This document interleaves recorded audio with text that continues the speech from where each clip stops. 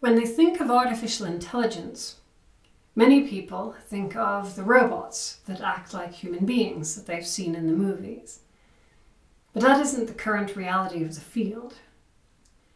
AI, which is everywhere in our day-to-day lives, is technology focused on performing one specific task or a narrow range of tasks.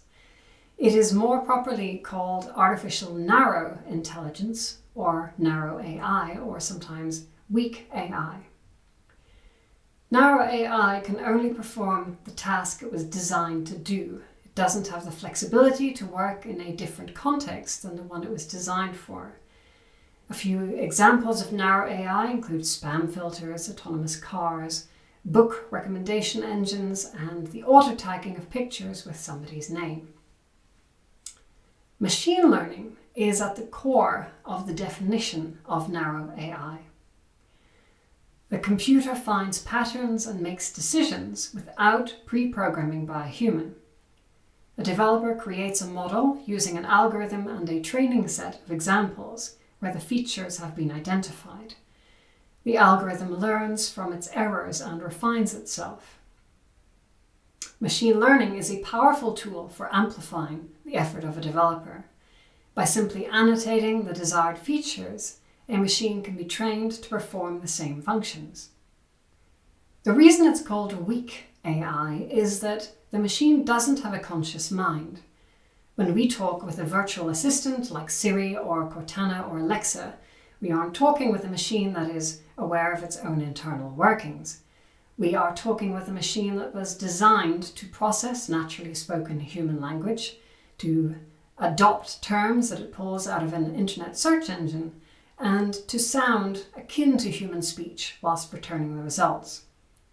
This narrow focus is why virtual assistants are able to easily tell you the weather in a certain location, but at the time of this recording, cannot successfully answer a very simple question like what colour is snow or what animal goes meow, or necessarily be able to connect compounding questions together, such as, is it going to rain on Monday?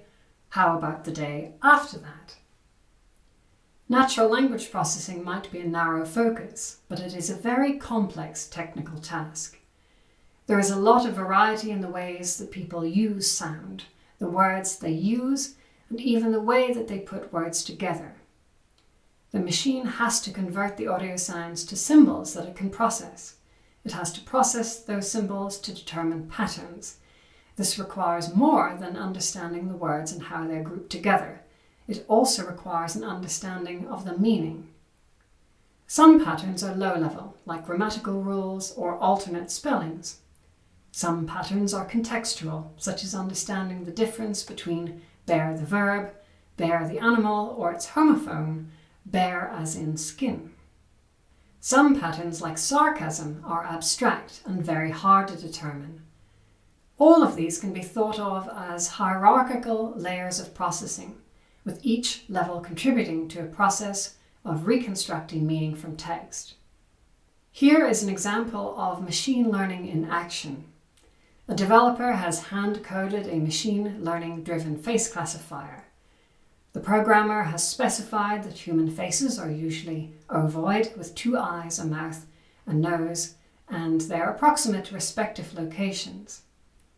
The classifying algorithm searches for these features, and if it detects several in that image with a high confidence, it will label it as containing a face or faces. Deep learning is a type of machine learning that works well with unstructured data. The structure of a deep learning system is inspired by the human brain and is called an artificial neural network. It consists of a hierarchy of layers that each process data using weighted algorithms to make a decision. The conclusions at each layer are fed as data then to the next layer. Unlike machine learning, there is no direct human involvement in the model. All of the feature extraction and classification is done by the system. So, deep learning largely automates a lot of complex and challenging human labor, some of which might even be essentially impossible for humans to perform. Traditional AI requires hand-coding a solution, for every possibility or state that a program might experience in advance. Machine learning is a great deal more flexible. Though features must still be handcrafted, predictions based upon a variable input can be made automatically. Deep learning is even more flexible. It allows for features to be detected by the algorithm, thereby saving a great deal of effort and coping with far more complex phenomena. One must still choose and design an appropriate design of algorithm and layers, however. One emerging domain is meta-learning, whereby the algorithm sets its own objectives based upon the input it receives. This creates even greater flexibility to deal with a wider range of situations or tasks, for example, reading text as well as handwriting on a page in a single pass. Let's look at an example of facial recognition using deep learning. Instead of being pre-programmed with specific features to search for, like eyes, nose, and mouth, the algorithm builds its own sense of how different elements fit together.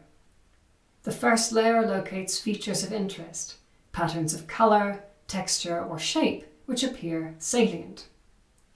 The next layer attempts to merge these patches into small coherent objects within the image, such as a nose, eyes, etc. Further layers find the context in such objects, perhaps noticing that such objects, in this case nose, eyes, etc., but which it doesn't have a name for, are typically found in a cluster. This cluster of association we call a face. A deep learning algorithm doesn't necessarily know what is a face, but it can recognize one when it finds it. Finally, further layers might pull information from that face itself. What cluster of gender, age, or ethnicity might this face correspond to? Furthermore, can this face be recognized as an individual person? Deep learning is especially useful for tasks where creating explicit rules is very difficult, such as an aesthetic quality that's very hard to put into terms that computers can understand, or sometimes even hard for human beings to express. This means that deep learning is particularly useful for finding clusters of elements that a human might find difficult even to conceptualize, let alone classify, such as what specific features of a face might tend to make it appear more masculine or feminine. However, as long as you know it when you see it, one can easily train machines using sets of examples instead.